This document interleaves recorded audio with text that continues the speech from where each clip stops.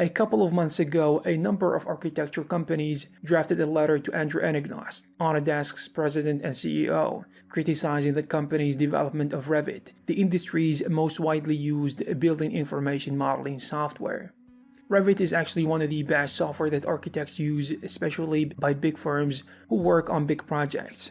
I mean giant projects that cost billions of dollars. The original software was developed by Charles River Software, founded in 1997, renamed Revit Technology Corporation in 2000, and acquired by Autodesk in 2002.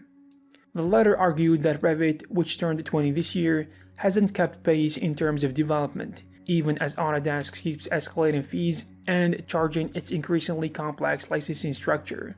But because of its widespread adoption, architecture firms have little choice but to keep paying the price. So as we can see, what was happening to 3D software users in game development and VFX that were using software such as 3ds Max is happening in other industries, and now they are speaking about it.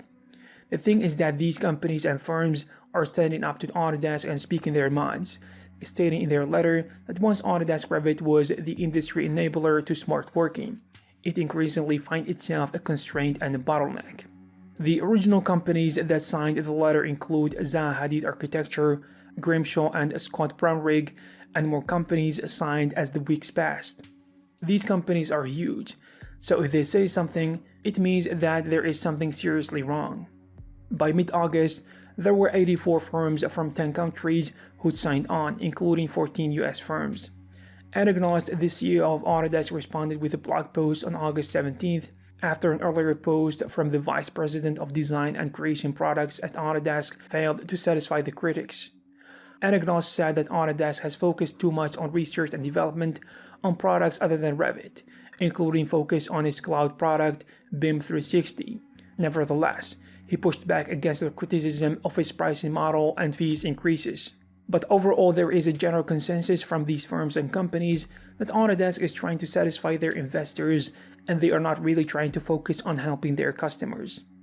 Those companies can just switch to another software because Revit is used for a variety of disciplines, so everyone is using this software, and you can't just switch because you need collaboration. So basically, they are now under the mercy of Autodesk. That's why it felt comfortable not pushing its development in the last 5 years. I think what's happening right now supports the theory that Autodesk is pushing the development of software such as 3ds Max and Maya during the last couple of years, in addition to providing indie versions for artists who can't afford to pay for the full license, is because Blender, which is the free software, is becoming dangerous, and it is going to kick their ass in the next 10 years if they don't do something. I mean in industries such as game development and VFX, because right now one of the most important reasons why big studios can't use Blender is the fact that pipelines are hard to change, and once you establish a successful pipeline using a certain software, you don't really want to change even if the software doesn't really do a great job, just because it delivers the result. But if this does go for a long period of time, studios will start to consider other software, which is starting to happen slowly but surely.